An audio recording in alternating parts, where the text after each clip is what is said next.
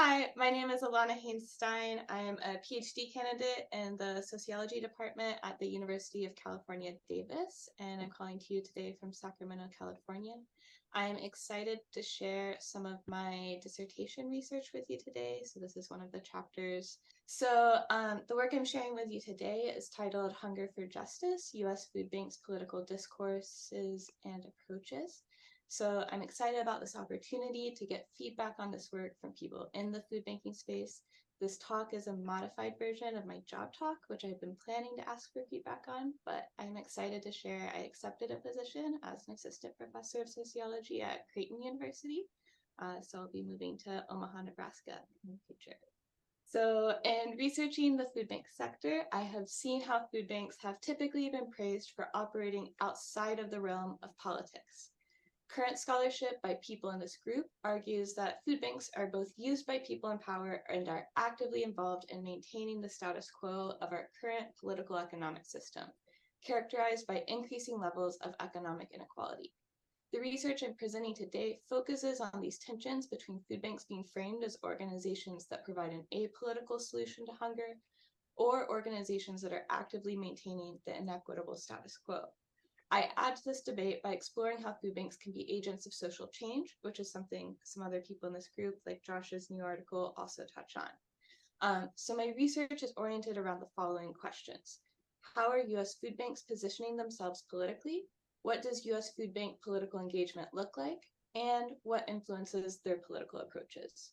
While these first two questions may seem to be one and the same, I find that food bank leaders who frame themselves as apolitical or politically neutral do actually engage in political work.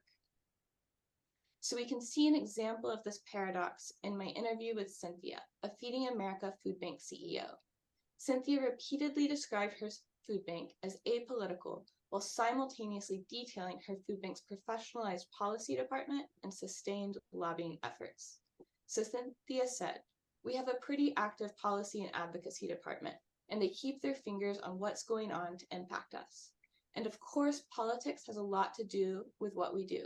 We have to stay apolitical, but all we do is try to be that voice of those individuals who need that assistance and help to get legislators to understand the situations that they're in, towards doing community education on stigma, and people who are on SNAP or who are getting assistance are not lazy, they're not unemployed.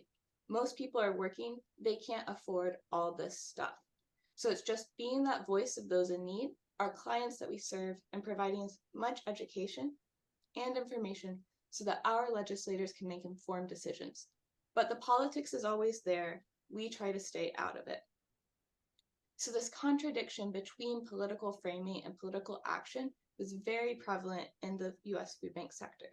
Before I dive into the larger trends in food banks' political work, let me take a moment to provide some context on my research methods. So my full dissertation draws on in-depth interviews, content analysis, and geospatial analysis.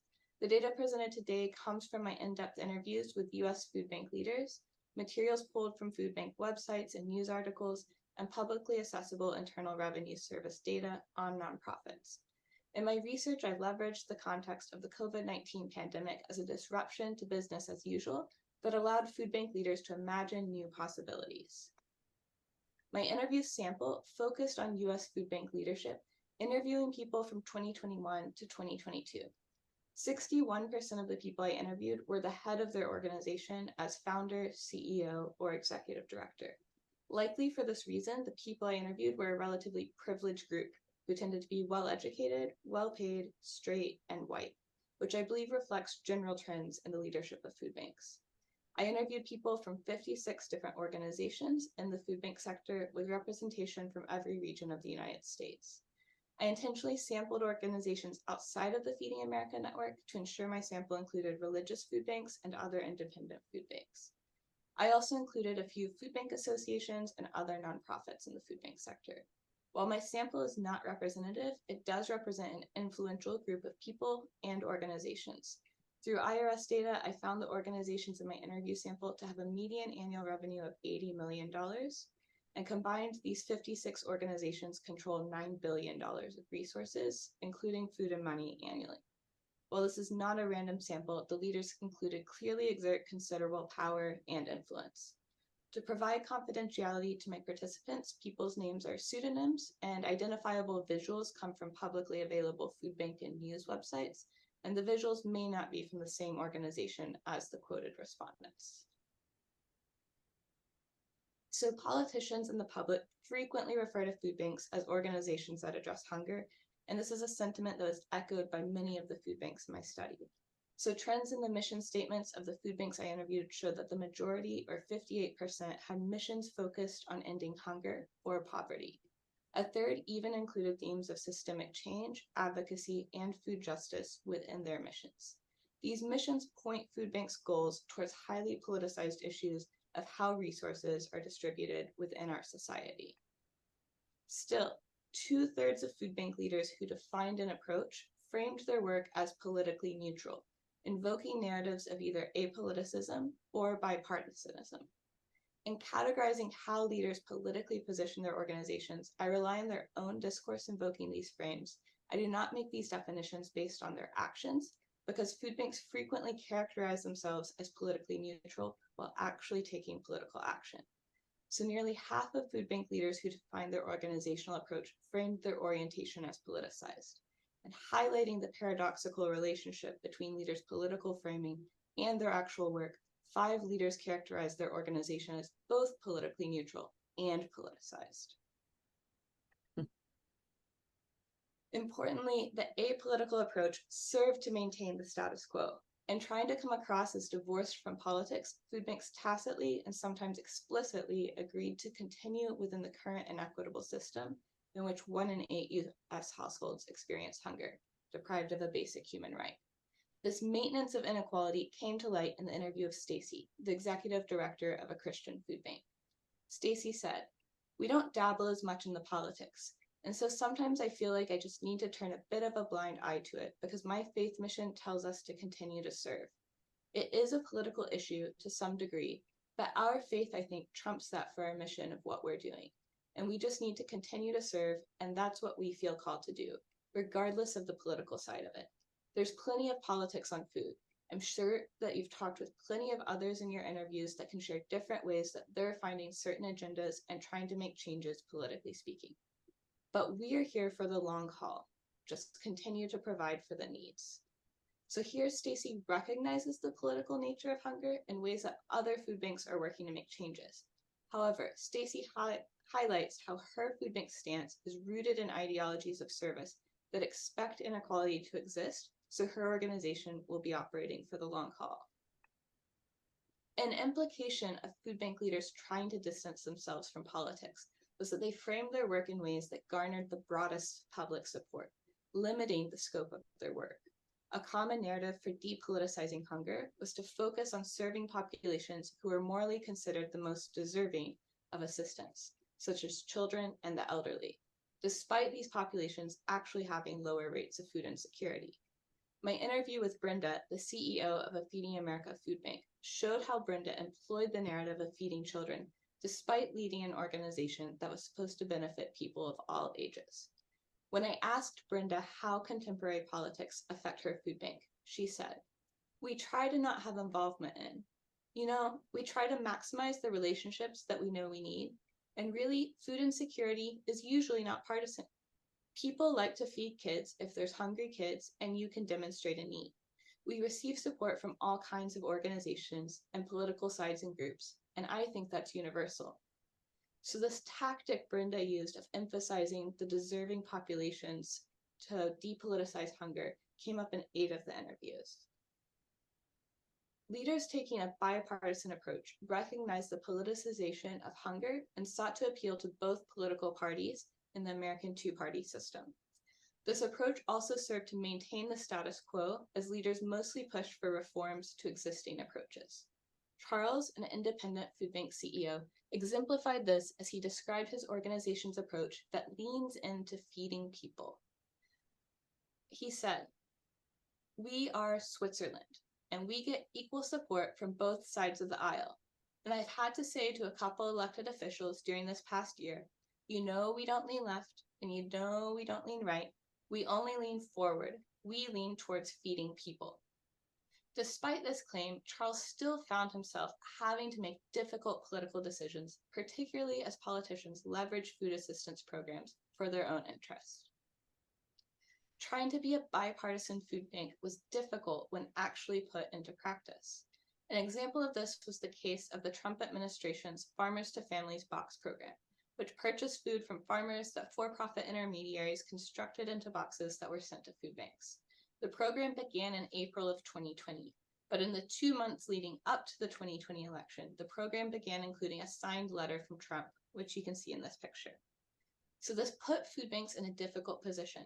Some viewed this letter as endorsing a political candidate, which would in fact be in violation of their legal requirements as 501c3 nonprofit organizations. This situation highlighted the contentious political environment food banks must navigate as leaders took contrasting approaches as they sought to maintain their bipartisan position. As Charles sought to continue being the Switzerland of food banks, he justified his decision to leave the letter in the boxes, saying, "Some food banks are taking the letter out. Some food banks were adding a letter. Some food banks are putting a sticker on the side. And we decided not to do anything. Because my fear is, and this is something when you work for a nonprofit, right? Your political views, your political opinions cease to be important if they conflict with what's best for your organization and conflicts with what's best for your service population. So maybe I didn't like the letter, but if you take a letter out and it upsets the federal administration, and then they stopped providing the food boxes, and now my service population is not getting the food boxes." In contrast, Megan, the manager of a Feeding America partner food bank, decided not to include the letters. She justified this decision by saying they could not endorse a political candidate. Megan said, "The Trump administration tried to put a letter in all the food boxes that essentially wanted people to thank his administration for all the work that he had done, which also was the same year as an election year. We didn't feel comfortable passing out this letter, and we were able to work through it, but your food pantry can't hand you a box that has a political candidate's letter in it." So this situation showed how food banks became enmeshed in politics, even as they tried to remain politically neutral. Recognizing the contentious political environment and what scholarship shows is necessary to end hunger, some leaders openly took a politicized approach. Scott, a Feeding America food bank CEO, took a politicized approach by situating hunger within an inequitable political economic context. He said, "Hunger is a function of food insecurity is a function of poverty is a function of racism, and then just general economic inequity. If people weren't poor, they wouldn't be food insecure. They wouldn't be coming to us. So ultimately, we see this as a political economic question." Scott emphasized that hunger results from an inequitable system that must be remedied through policy rather than food assistance. Nearly 2/3 of the food banks who framed their work as politicized also took a food justice-oriented approach to their work. Food, racial, or social justice came up in 37% of my interviews. Food justice-oriented leaders were less likely than other leaders in the sample to be straight and more likely to have a graduate or professional degree, and both groups were relatively similar by race and gender. So Northwest Harvest is part of this food justice-oriented shift and recently updated its mission to be growing food justice for collective action. Showing how food justice was put into organizational practice, Kevin, a Feeding America food bank CEO, framed how his food bank's food justice approach complemented their politicized orientation. He said, "Food justice is related to culturally appropriate food, but it is also, do I have the economic security to provide for my family the types of foods that we need nutritionally and culturally to thrive? And it's also related to power. Do I have the political power that my family, my household, and my neighborhood needs to shape its own destiny, its own socioeconomic destiny?" And that's how we've gotten involved in community organizing. While politicized food banks were more involved in food and social justice focused work, all of the people I interviewed detailed some form of political engagement. Importantly, everyone I interviewed spoke of political engagement efforts that included changing public discourse surrounding hunger, working with elected officials, or doing policy work. Food banks' informal political engagement took shape as advocacy efforts targeted at changing the narratives around hunger and poverty. Leaders spoke of their efforts to show the magnitude of hunger and to dispel stereotypes that framed hunger in individualized and racialized ways. 97% of leaders I talked to described their organization's involvement in some form of policy work at the local, state, or national level. Clearly, political framing did not match their political actions. Food banks mostly described advocating for policies that fit into 4 categories. The first were private food assistance policies. So these were the most self-serving, as these included policies for increasing funding and donations to food banks and reduced administrative burdens of public programs managed by food banks. Many food banks were also involved in advocating for public food assistance programs, particularly as most recognized these were more effective than their own work. Food banks lobbied for expanding and reducing administrative burdens for public programs like the food stamp program, WIC, and school meals. Only one food bank leader advocated for cutting public food assistance. Food bank leaders also advocated for expanded social services beyond food. These included supplemental security income, the earned income tax credit, healthcare policies, affordable housing, and stimulus payments. And a reportedly growing form of advocacy involved social justice policies. So the most common of these were living wage policies, which came up in 8 of my interviews. Food banks also advocated for social justice through the right to food, changing land use policies in support of urban gardening and farming, Black maternal health policies, decriminalizing drug possession, and police accountability. While political framing did not determine whether a food bank was politically engaged, it did correspond with what types of political engagement food banks performed and whether they challenged the status quo. Overall, food banks tended to be most involved with policies related to private food assistance, then public food assistance, followed by other social welfare programs, and finally social justice, showing their tendencies to focus on policies that reformed the status quo. Most apolitical food banks did policy work, but they tended to focus their efforts on private and public food assistance policies, which largely maintained the status quo. Bipartisan food banks were heavily involved in advocating for public and private food assistance, as well as social welfare policies. Politicized food banks, perhaps unsurprisingly, were more likely than other food banks to advocate for social change through social welfare and social justice policies. So why did food banks try to appear politically neutral despite their active political involvement? Food banks were afraid of donor retaliation. Charles included Trump's letters because he was afraid Republicans would cut funding for the boxes, saying he had to squash his own political opinions for the greater good of those he served. Greg, a director at a Feeding America food bank, claimed his food bank had trouble figuring out neutral messaging to appeal to donors across the political spectrum, especially with increased political polarization. And these fears of political retaliation were not unfounded. In 2021, the Community Food Bank of Southern Arizona contributed $50,000 to support a local proposition to raise the city of Tucson's minimum wage to $15. The proposition passed, representing important gains for low-wage workers. However, in response to the contribution, a local city that was outside the jurisdiction of the minimum wage law pulled back on a contract already in place with the food bank after paying only half the amount.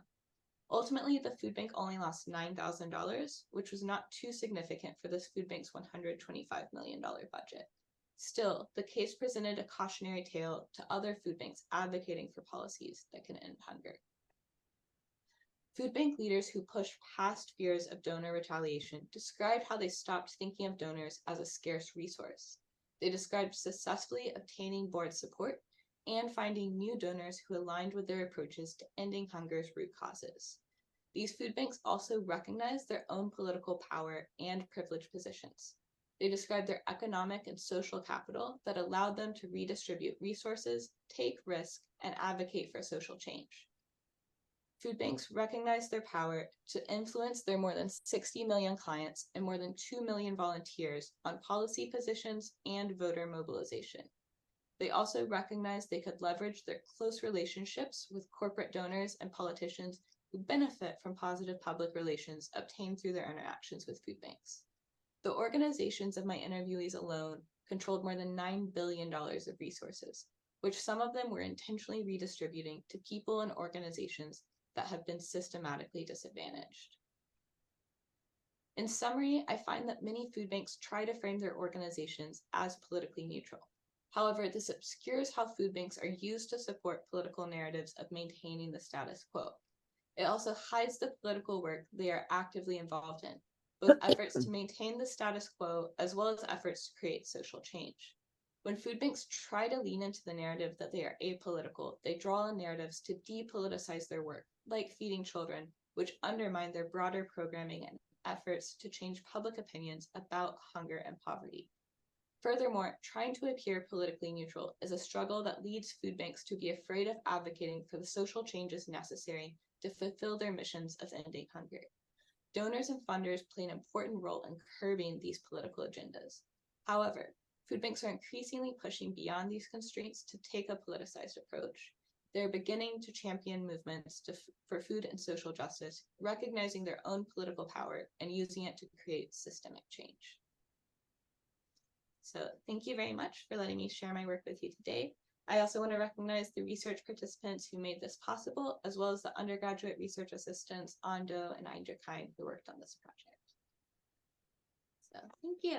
I'm looking forward to discussing this more.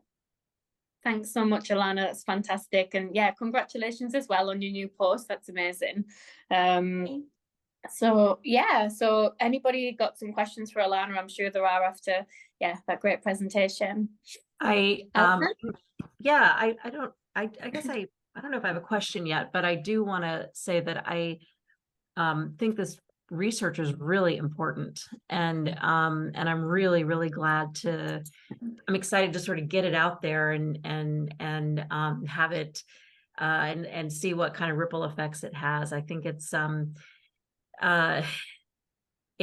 not necessarily, it doesn't surprise me in terms of your conclusions, but I do think that it is, we're beginning to work on a narrative change project within the Right to Food community of practice, and I can see already how this can really inform some of the kinds of focus group questions that we develop to engage with folks around understanding, politics and what it means. What does it mean to be politically engaged, and also just frankly, just sort of exposing the ways in which food banks who say they aren't politically active are actually very politically active in maintaining the status quo. And then thinking about, well, where does that come from? And I can imagine that a lot of it comes from fear of, even if it's not articulated as such, fear of losing funding. So anyway, thank you, Alana. I'd love to hear what others, how others respond, but I do think it's really an important piece of research. So thank you. Yeah, I think the fear is important, and I think like the case of like the Community Food Bank of Arizona is like unique because it's public, but I'm sure there's a lot more funding that gets pulled or threats that get made behind closed doors. And so like I kind of use that as a case because it was a public entity and it was public, but it seemed like there was either just a lot of unfounded fear or there was founded fear based on private situations.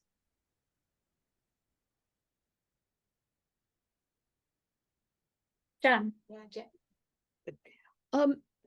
Did any of the food bankers you interviewed change their characterization of their position as, non-political or what after the interview or during the course of the interview?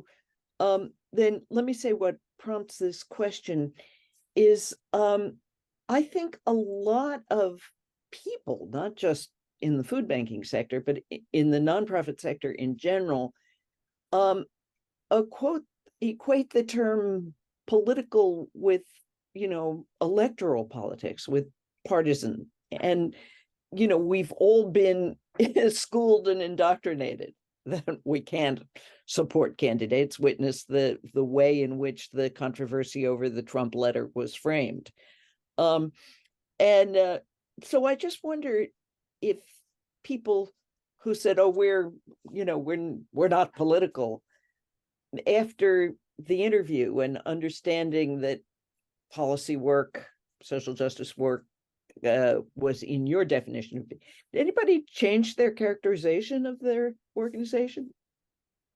Yeah, so I didn't explicitly ask them like, how do you define yourselves politically? Because I had a lot of questions about politics and I wasn't envisioning that it was going to be so different.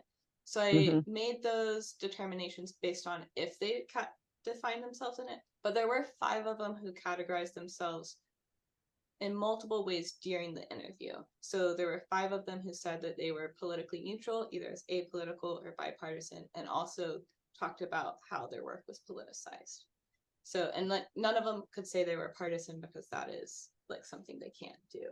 But so like there were 5 of them who did have that overlap within the interview. I didn't have a way for them to like tell me after the interview, so I don't know if any of them would have said it differently then. And because I couldn't base it on their political actions, I couldn't triangulate it with other information. But there were 5 who just like within the course of the hour interview did define themselves multiple ways. And it kind of came up in different contexts where like sometimes they really wanted to define themselves as apolitical because I think they were leaning into that legitimacy of it. And then they were like, oh, we try to be, but we can't really be apolitical. So yeah, there was that contradiction kind of there. I think tension within themselves as well. I think it wasn't like unfaithful contradiction. I think they were wrestling with it too. Right. But I do really think there are kind of semantic issues that many people, when asked if their organization is political, or I understand you didn't ask them that, but characterizing their organization would say, oh, you know, we're not political, meaning we don't support candidates in elections, and we need a better word for politics, for engagement with public policy, with change. But anyway, it's very interesting what you've done and exciting to see it. Thanks. Yeah, I think one of the people who was viewing themselves as politicized was like, we thought we used to be apolitical, but now we realize we actually were just a conservative food bank. And now we're like more of a progressive or liberal food bank. So they like sort of retroactively realized they used to be conservative instead of apolitical. But yeah, that was only one of them who realized that, but it seems that's a great story. You reminded me of something that Andy has often said, which is like at the time he was writing Big Hunger, he was like, there are a third of conservative food banks, a third are progressive, and then there's a third that are sitting on the fence. And to think about like what it is that affects those changes is really interesting. And also, you know, I agree with Jan that sort of small p, big P, there's so many manifestations of politics. And I sort of almost think that the food bank's trying to provide healthier food. It's like, you could frame that in terms of food justice, and you could frame that in terms of who's supplying your food. So there's kind of like political ways that food bank could frame that as almost political if they wanted to. Yeah, I think there's also this question of food. I think as researchers, it's often quite hard to talk about individuals and like individuals with positions of power in organizations. We often don't want to, but I think that can have quite a big effect, is what leaders say in different contexts. Do their political beliefs and narratives translate to their boards and the relationships they have with their boards, to their workers? So how far do they make their beliefs explicit? And how does that translate to a food bank then being progressive versus conservative? And how far do they just have to sort of manage these appearances, which is, I think, is kind of what you're getting at, is this like appearances versus kind of what's actually happening, and it gets quite complicated. I did have a question. Oh gosh, I think I just sort of, my question was kind of about, did you get any impression about how these food banks that see themselves as politicized do translate that to beyond kind of the interview context to their workers and to their boards? Did you get an impression of how that happens? Thanks. Yeah, I think with the time period that was happening, there was a huge focus on like diversity, equity, and inclusion initiatives. Like in 2020, DEI became a big focus of organizations more broadly, like corporations as well as nonprofit organizations. And so people talked about how that really impacted their ability to do this work. So some of them, the people who were like furthest along in a food justice approach had started thinking about food justice before 2020. But a lot of them just started thinking about it in 2020, or like started actually putting things into action in 2020. And so they were talking about how that sort of led to changes at their organizations. So some of them, that was a lot of the focus on like living wages was first it happened internally. So there were discussions of like, why are our workers food insecure, and like, what can we do to change that? And we need to talk about living wages more broadly, but we have to fix our own wages first. So that tended to be a starting point, was kind of on those like internal sort of employer-employee relationships. And people talked too as they like started forming like these like DEI focused committees. Some of them I don't think had gotten anywhere, but a few of them had progressed by the time I talked to them. And they were talking about how those led to like greater changes within their organization, both in terms of like staffing and policies and stuff. And some of them were also incorporating DEI training for their boards and really focusing on making their boards be involved in that process. And I think that seemed to make a difference, was how on board the boards were with some of these new approaches. So it definitely seemed to affect both like the overall employee structure and stuff. What I did find too that was kind of interesting was like the food bank, when I talked to people who were like the top person at their organization, even if their organization wasn't that like openly politically involved or politicized, their views they expressed to me in a private interview did tend to lean more towards food justice or like economic inequality than their public statements did. It may not have been like all the way there, but they talked a lot about, like general economic inequality being a huge problem, but they wouldn't necessarily say that in public venues. But what I did notice, especially people in power, and I think people who weren't the top person at their organization were maybe a little more afraid to say these things, especially because maybe they're not the top person, but there did seem to be like people are further along than their organizations are for the most part, it seemed, which I think is promising for thinking about like the work Allison's doing and trying to mobilize people at food banks, that people, did seem to be more progressive or like towards right to food leaning than what their outward appearances were. I was just having this conversation with our the director and policy person at Mountaineer Food Bank, because we're trying to get kind of a joint policy roadmap agenda together in West Virginia that we can track over time and agree to as a coalition. And the sticking point, the rub, was the like, well, how much do we need to agree on all these things? And it was specifically around the constitutional amendment that was introduced by one of the only Black women in the legislature, and was then by default this highly politicized document. And I said, I think we need to repoliticize food. And Chad goes, whoa, what, like, tell me what you mean there, because we like it not being politicized. Like, we like the space that we've been able to occupy on both sides of the aisle and get our, this $10 million Perry Posey, and I'm like, yeah, but Chad, why is it just 10 million? Why isn't it 100 million? Why isn't it 200 million? Like, why is the state only?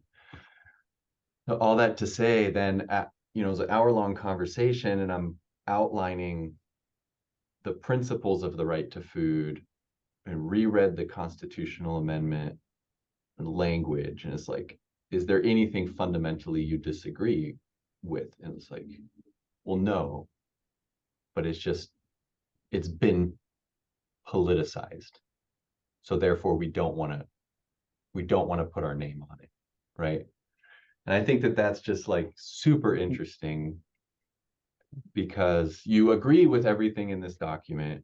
You agree with the normative framework of the right to food and the progressive realization, but I'm not gonna go there.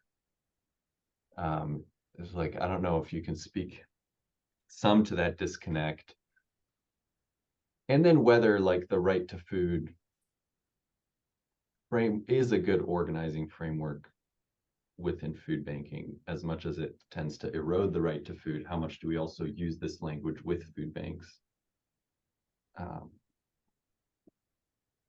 Yeah, I think food banks rarely used like right to food explicitly, like the leaders I talked to, but they did talk about the right to food in other ways. So it wouldn't be like the 3 words like right to food and order, but they would talk about like, oh, everyone should have food. That's like a basic human right. So they would frame it kind of in these other ways, sometimes saying human rights or just saying like, this is a moral imperative that everyone has food. So I think people were thinking about it morally and as a universal right, but not in the same verbiage, which I think, yeah, I don't know, maybe it's thinking about it as universal food or something instead of right to food might be more tractionable because it hasn't been politicized. I don't know, but like thinking about like Jan's work, You just said. yeah. And then I think, yeah, food banks I think the thing about the pandemic though, and like the present polarization is food banks were finding that no matter what, they were stuck in a politicized position. In a way that they hadn't been. Like one food bank talked about like, because even just whether or not they were like open in person or like required people to wear masks or not became a politicized sort of embodiment of their work. And so like a food bank was saying like, oh, we went to the legislature to ask for anything, and before they would talk to us about the policy, they were like, well, did you require vaccination of your employees? And they were like, that shouldn't be part of this conversation. They were in a conservative state. They were in Florida. But but like, so these things were coming up that were making their work politicized in a way that they couldn't get around. Like there was a political framing no matter what they did. And so I think maybe that's opened up some space for them. I don't know, like to be, if they're gonna have to come down somewhere, they might not be willing to come down on the super conservative side, but so that maybe opens up. But there was a lot of tension around that of like, yeah, they didn't want to get involved in things that were politicized, and I think they leaned on Feeding America and what Feeding America was doing politically to be like, oh, that's not politicized. So yeah, it's Graham here. I'm sort of very interested in what you've been doing and the research, which I think for me sort of lays out very well the kind of conundrums really that people sort of operating, working or volunteering in the food bank industry actually have to face every day, you know, whatever their particular ideology, whether they're right wing, left wing, centrist, whatever. I mean, I think it's very important to have that out there. But I think the question about sort of Josh raises, you know, about sort of repoliticizing food, I think is a very interesting one in terms of if you're into narrative change, because and I'm wondering what you glean from your research about the food banks really, I mean, not just in the US, but sort of Canada, sort of globally now, actually really as agents of big food and the corporatization of food, and how that is then dispensed, you know, the waste is then dispensed, you know, and the leftovers to food banks to hand out to, you know, people who can't afford to put food on the table. And then there's it introduces the whole food waste question as well, and where I don't know where your research, you know, what you actually sort of learned from the research in relationship to that.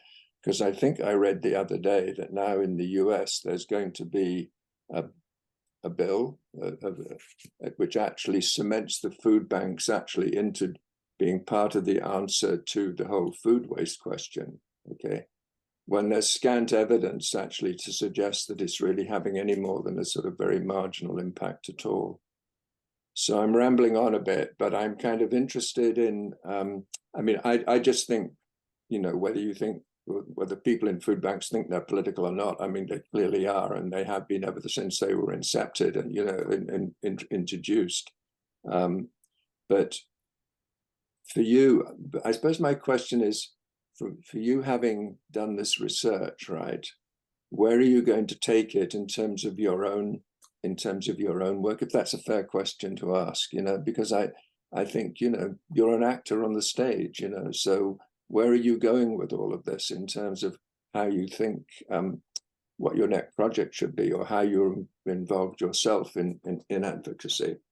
I think that's a fair question to ask. Yeah, I'm interested anyway.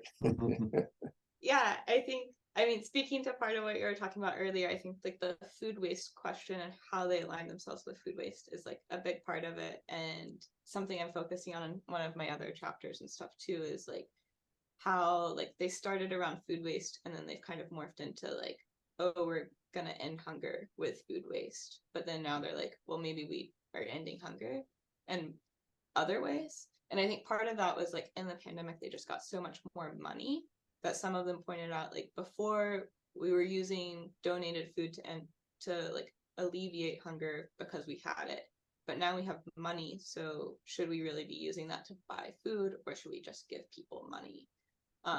And so that sort of like tension was coming up as they became more cash wealthy, I think, in important ways. And then I think thinking back to like Dan's presentation, how other countries' food banks really are a lot more focused on food waste than the US ones are in most of their public discourse. And then thinking about where I'm going next. So one thing I found that was really interesting, which I'm sure some of y'all will find exciting, is food bank leaders are reading the academic books that y'all are writing on food. They weren't reading the articles as much, but I did hear them talk about everyone in this group's books that they read, basically. So I am hoping to publish it as a book, and work on like distributing it to food banks because it seems more accessible to food bank leaders. And then yeah, I'm interested in getting involved with this, and hopefully in my new role I'll be able to be a little more involved in sort of advocacy efforts as well. Like Creighton's very like community engaged focused, so I'm looking forward to that. Yeah, I think in terms of like working with the people who I directly talk to, I'm hoping to share it back out with them. But also there's so much turnover. Like some of those people are at new organizations, a lot have retired as well. So there's just a lot of, and because it wasn't so space defined like it was across the US, like there's not a core group of like people in one location to meet up with. But yeah, I'm excited to try to move it forward. And also I think my next project is going to be looking at like sort of like food prescription programs and like the medicalization of those, and how like narratives of like individualized root causes versus systemic root causes fit into that. I'm really interested in that set of programs and how people fit into that. Also, hi to Charlie's baby. Can you say hi again? She just said hi. Oh, Hi, sweetie. Just taking some notes from what you're saying. Very good. Wonderful. Very good. I do have a a question, Alana. Well, I don't know if it's a question so much, but you know, I'm just curious, like, you know, there was this big splash, right, in the media. Hunger's gone up by 2% between 2021 and 2022. And so where's the follow-up of like, well, then how can we say food banks are effective? You know, where's that sort of kind of outrage? And I'm not sure exactly where I want to go with it in terms of a question to you, but I'm just wondering, like, what are the different tools and mechanisms that we can develop to take this massive amount of resources? I mean, $9 billion, you pointed out, take that the massive amount of resources to actually advocate to end hunger, right? And not just in food insecurity, which you can do by giving people food, but you can't end hunger by just giving out, but through charitable food.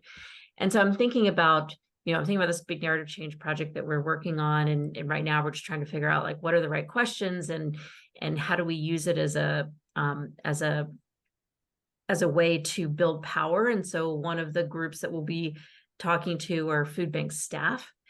But I'm thinking more and more about the need for some kind of political education among volunteers and individual donors. And how can that be a piece of what we do? And I'm not, of course you have to have entry. But I think about that a lot in terms of like, is there a way to sort of help volunteers, work with volunteers and donors, say at a food bank, a particular food bank, to come to their own aha moments about why we haven't ended hunger? And then what could that bring, what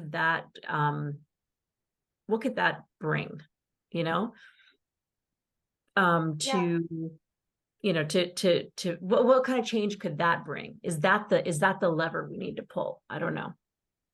Or maybe we shouldn't even be working with food banks at all. Maybe we should just be, I'm trying to change food banks. Is that really what we should be doing?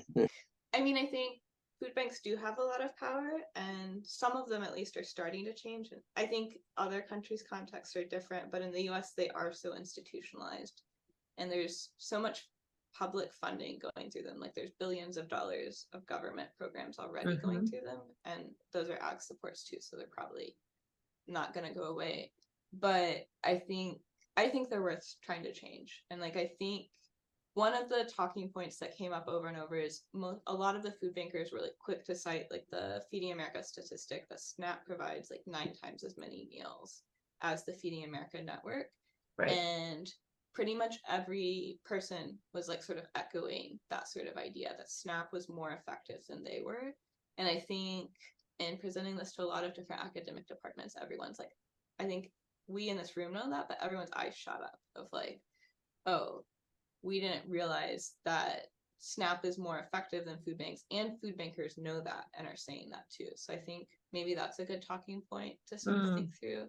Yeah. And like, yeah, I think there's worth in trying to like change this narrative in food banks because they are moving in this direction. I think also like thinking about food justice and stuff more broadly, I think they need to think about what food justice would look like within food banks though, because I think they've picked up a lot of what food justice looks like from the rest of the food justice movement that's very production focused, and they haven't focused on like the consumption end of it as much. So they're like, oh, we're incorporating food justice by purchasing food from BIPOC owned farms. And that's good, but they're not thinking about equity at the consumption end and how they're delivering that to their respondents. And really, food banks are much more further along towards the consumption end of the food chain in terms of where I think they need to be thinking about equity the most. So I think like that's part of it, is like pushing them to think about really equity and distribution as a big part and things. But yeah, and then in terms of like a few food banks were starting to think about like how do they talk to their volunteers, and also when one of the food bank leaders really pointed out, oh, we're going to start having conversations with every politician who wants to come in and have their picture taken. So if they want their picture taken, we're going to talk to them about how they should vote on policy issues. So they were starting to think about like, if we're going to be used in these ways that we have been used for public relations, we need to do that. And then some of them, were starting to think about talking to their volunteers about how things should come across. And none of them are fully implementing that yet, but I think if they start doing that, like that is a lot of volunteers. And some of them were also like, I think their clients didn't need education on the issues affecting poor people because they're experiencing it every day, and people were starting to recognize that happened too. Is like when people started including clients in decision-making processes, they became much more politicized because that's what people, one You know, of who were experiencing that. Yeah. And I'm thinking about going back to the SNAP thing, that if people are like, wow, SNAP provides more meals per dollar than food banks. And then and if food folks working with or volunteering with food banks find that to be revelatory, then the next thing is, and did you know that Walmart is the largest redeemer of, of SNAP? I mean, I feel like that kind of helps and food banks, it just sort of, it kind of, is another moment of potential revelation, I guess. Yeah, I think they were less willing to, they were willing to talk about living wages, but directly criticizing Walmart was only a couple of them. And even they were like, oh, we don't want to take donations from Walmart, but none of them had quite figured out how to do that necessarily, especially if they're part of Feeding America, they have to.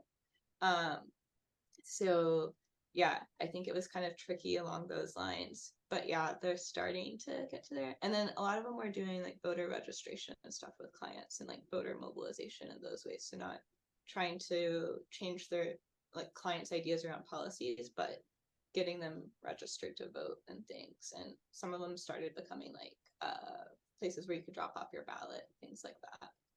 So just more leaning towards democracy, which was exciting to see too.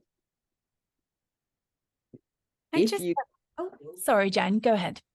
No, I'm just thinking, Alana, if you continue with this kind of research after the book is done and you get a chance, go talk to Willie Elliott McRae at the Food Bank of the Central Coast, who told me that one completed SNAP application is the equivalent of an entire pallet of food. And he has a couple other, kind of homespun measures of what each completed successful SNAP application recommends. He characterized it as kind of like a Tom Sawyer thing of getting somebody else to paint the fence. He said food bankers were finally waking up to the potential to get other people to do this work. So anyway, he's very articulate about that.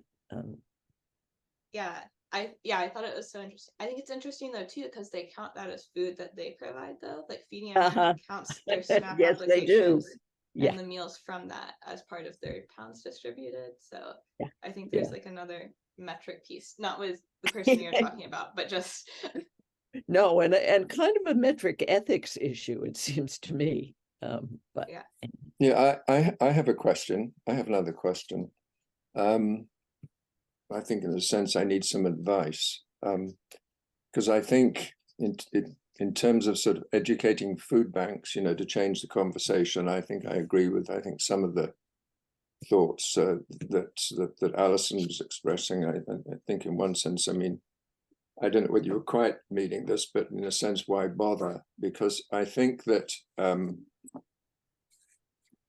I just take a British Columbian sort of Canadian sort of look at this issue where we've had food banks since the early 1980s, and we have the politics here is a little bit different than in the US. I mean, we have Conservative Party, we have a Liberal Party, and we have a New Democratic Party, and the New Democratic Party is really on the left, or it's meant to be on the left. It's assumed to be. Historically, it's been on the left, been a social democrat, socialist party.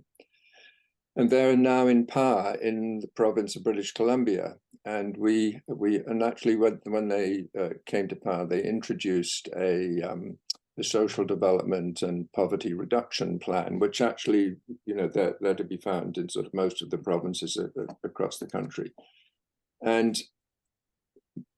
there's legislation in terms of poverty reduction, but it's interesting that sort of income and different sort of aspects of health, etc., and so forth are included in this, but food insecurity, food poverty is not. And we now have this government, which is on the left, supposedly actually funding food banks, funding the corporate food banks in the province. And I have hoping I'm to have a conversation with the minister of this department actually in the next little while. I got sort of was asked to sort of write us some notes about sort of why this might be problematic actually to be funding food banks, because they're, you know, we've got they're sort of deeply rooted sort of poverty and sort of food inequality, particularly around housing, you know, the lack of affordable housing, etc. And they have a plan, but I mean, the plan is actually really about sort of sustaining the status quo. And it sort of comes back to the question, I think, that maybe the food banks are worried about, you know, that if they become sort of too political, they're going to sort of lose donors. And I think, you know, we have a government now in power which actually wants to say we're all in this together. And if they were to be sort of critical or say, you know, food banks should go their own way, and we understand this actually much more as an income problem that people have, because that's actually what the Canadian research says. It says food insecurity is not a food problem, it's an income problem. And that's actually what the data and the usage of food banks shows, that they're afraid of losing votes. So you get this sort of fear by the politicians, etc. In a similar way, you just made me think it, you know, in your research, that it's similar to this idea that the food banks are going to lose donors and the politicians are going to lose votes if they start having a critique of the food bank movement. And we have a real problem in the Canadian context, because the Canadian Broadcasting Corporation, which is publicly funded, comes out every year, has done for the past 37 years, with a big food bank jamboree at this time of the year, raising money for food banks. So the public mind is actually built around, you know, supporting this. And clearly there's a moral imperative, and you touched on that sort of earlier. You know, you can't have people going hungry. But the deeper issues, how do we get at them? How do we convince politicians who are supposedly on the left to actually, you know, understand that what they're doing is actually really perpetuating the problem? Sorry, that's a bit of a long-winded, maybe a bit of a rant, but it's, I don't know if you have any comments about that. What should I be saying to the minister? You know, advise me. Yeah, I mean, I don't think it would be a tenable political position in the US to criticize food banks as like a politician and like mainstream. Maybe like on like far extremes you could get away with it, like maybe like the QAnon people, but like otherwise, like I think food banks have the public imaginary enough to like criticizing them would probably not be great for your political career, I imagine. I mean, I haven't studied politics in that sense, but that's my sense. But I think food banks are realizing that too, which means they have the power that if they say this is the way we need to go, then politicians can't fully criticize that as well. So I think there's kind of that sort of like double, you know, I mean, two ways of coming at it. Yeah, I think the politicians, they don't need to openly criticize food banks, but do they need to fund them? That's the point. You know, do they need to fund them? I mean, they've got taxpayers' dollars, and if our research is showing this is really an income problem, then why aren't we actually, you know, supporting income support programs, living wages, etc., and that, you know, which I think they're beginning to do, but it's sort of keeping this other system alive, which is really, you know, a problem. You know? Yeah, I mean, I think like what Allison's saying in the chat of like pushing people maybe not to criticize food banks, but like pushing the people who use food banks to vote for policies in their benefit. I think that's a lot of people, and especially too if you look at like the donors and politicians. I think in terms of like the food banks donor issues that you were talking about too, is food banks who did take a more politicized approach were like, oh, we're afraid of losing donors. But when we did it, we found new donors because they realized their donors were kind of coming from the middle or like conservative, and they were able to, there's plenty of money still further to the left, and they were able to capitalize on that. And I think an interesting point with the US and why I want to go look at the medicalization stuff next is I don't think there's a ton of movement in the US around right to food. Like there's some and it's happening, and I'm excited to see what like Josh is doing, but it's not widespread yet. But there is more public appeal for universal health care right now.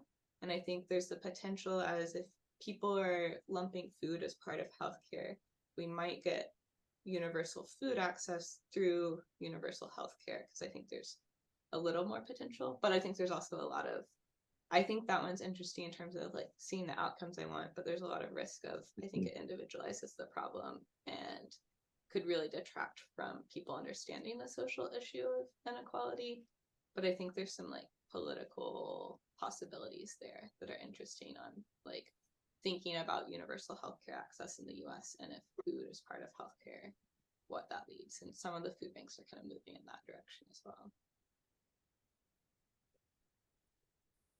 I know, Kayleen, you want to move on, but I've mentioned this example so many times, but I'm just in relation to what you just said about healthcare. I'm always reminded of the DC Produce Plus program, and I remember interviewing them and them saying that, like the clean water infrastructure being what helped cities to manage cholera, cities pumping money into food systems to enable people to buy fresh food is like a public health function. And she was talking about it in terms of, you know, it not being SNAP, which is supporting arguably a kind of a corporatized food system, but being a way to support farmers whose produce is often more expensive for recipients. This is one of the major problems, right? Is the cheapening of the food system and how you enable people to afford good food. And, you know, the cash first approaches that Kaylee's looking at, I know is part of this, but yeah, again, like these giant food bank resources, how can they not be part of like a transition that actually enables people to bump their incomes up to support better food? Anyway, conundrums. Thank you. I wanted to respond a little bit to Graham's question about what should he tell the minister. Okay.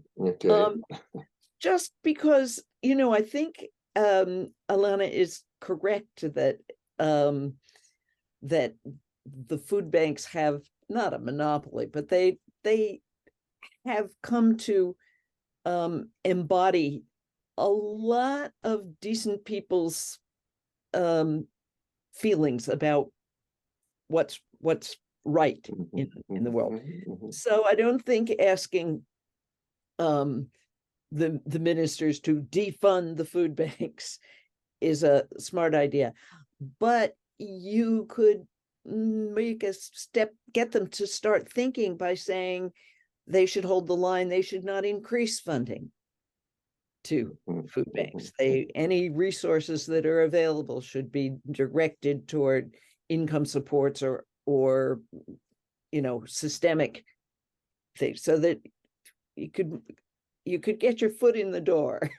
Well, I mean, I think that's a good point, but I suppose my problem with the funding of them comes back to this question: is really sort of who benefits and why from this vast corporately backed, you know, food bank system. And I think that is it is a political question. I think it's an ideological question.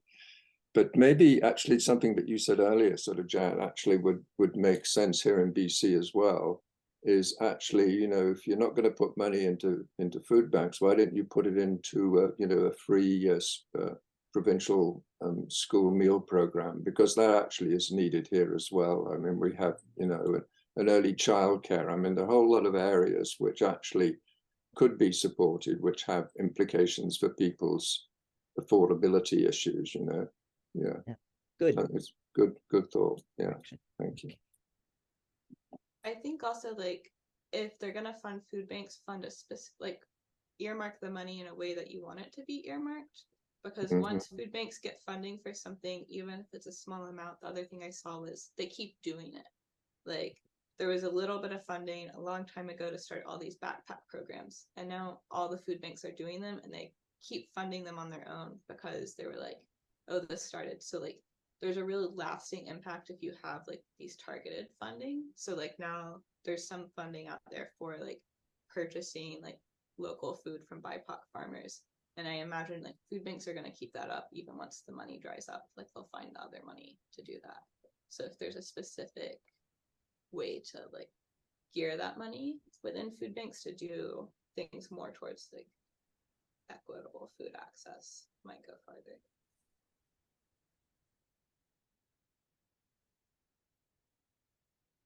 And Dee, I don't know if you just want to come in. I've just been, catching up with the chat, but I see you've been at the Sustain conference today, and you mentioned, obviously we have in the UK, we have a narrative around, ending the need for food banks, obviously from IFAN and Trussell Trust and, a lot of the frontline charities. But then, like Dee says, then we've got the King directly sort of funding the redistribution of surplus food. So yeah, it's been a sort of, a bit of a strange, it's a strange sort of time in that sense. But yeah, I don't know if you want to just give us a bit of a reflection, Dee, from where you've been today and the wider context. Yeah, because I think, the room was divided in terms of those people, especially people who run food banks or who have experienced household food insecurity, who want to end sort of food banking, and especially this industrialized food banking.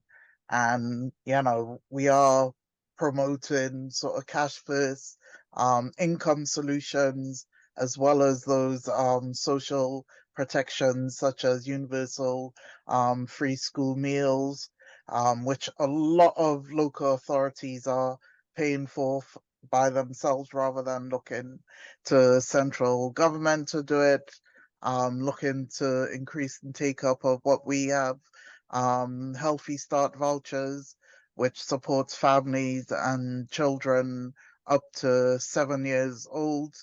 And it was really interesting to hear that a lot of local authorities are co-developing food strategies, holistic food strategies that take on board climate crisis, take on board sort of social injustice, and are talking about food hubs, food production, and connecting all the dots. And then, at the UN level, I mean, even Maximo Torero, who's the chief economist, has said there's a concentration of power by the corporations.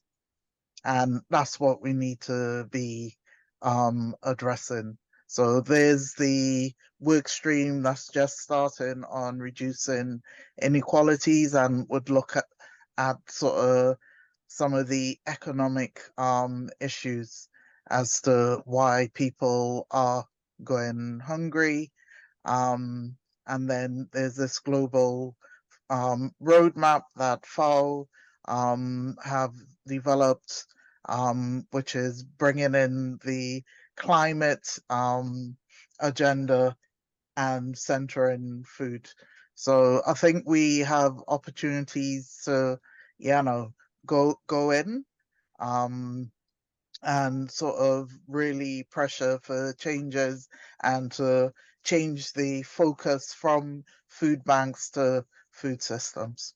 Yeah, thanks, Dee. And I mean, I'm not going to go on to the next bit of the agenda because we've only got like a few minutes. But I mean, we can have a sort of bit of a reflection on what we've done. But before we do that, I mean, is there anything else, that people want to add from what we've been talking about? I was see any thinking hands. the sort Oh, of go on. food as a public good, public utility discussion in the chat was really interesting. That didn't come up as a like sort of framing within my research, but I'm interested in hearing more about how it has in other people's work. So in the UK and in England, particularly, we were pushing for food as a public good as part of the work around a national food strategy, and that sort of failed, and government has backtracked on everything, including issues around health. We have no food policy whatsoever, and we barely have any agriculture policy. So we are sort of reconvening and looking at the upcoming local elections, as well as expecting sort of national elections. So we are working with well, we're lobbying to get various things into manifestos, and food as a public good and the right to food underpinned by a food bill is what sort of coalition of Sustain is working towards. Yeah. And does it look like, Dee, does it look like they're going to include it in the manifestos? I mean, Labour wasn't one who was most likely to include things. They did with the last manifesto, and with a commitment to reduce and eliminate sort of food banks. Not so sure that's happening this time. Yeah. I think we need to work on the Greens. Yeah. Yeah, keep us posted. Yeah, I think think there's working one with the- thing it's interesting because we're entering an electoral season here too, and some of the Right to Food team just thinking about, you know, how do we get this onto like platforms of people running? Go to community meetings and say like, what is your food platform? Just asking that, and then they'll be like, you know, I don't. And even I was at the launch of the West Virginia, the guy that's running to replace Manchin for the Democratic Party. Pretty radical dude, and he was like, you know, we have the right to healthcare, the right to housing, we have the right to this and that. And I went up to him after, I'm like, why didn't you say right to food? Like, why aren't we using this language politically? So I think there's space there, all that to say, during an electoral season, not to organize those that are already elected, but just to organize those that are, you know, on the campaign and injecting right to food in there. So glad to know you're already much advanced on that front, Dee. I won't say advance. It feels as though we're literally up against the wall. Yeah, no, we have a current government who's following the wrong people, sort of ag tech, biotech, and big food. So yeah, but people definitely want this government gone.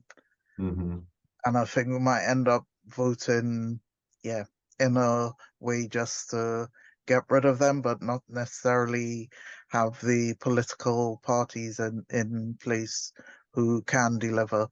But the EFRA committee have invited Michael Thackeray for a visit, which is good.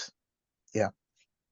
So who's hopefully invited? that will influence something. Who's invited? Michael Thackeray. Michael Thackeray. Yes, I know who's issued the invitation. The EFRA committee, so they're one of the committees around food and social policy. Great. Yeah. I'm trying to get him invited to visit Canada's north, Nunavut, and because I mean, we think we've got a problem in the south in Canada, but actually in northern Canada, it's a crisis. It's an ongoing crisis. It's a huge set of issues. Yeah.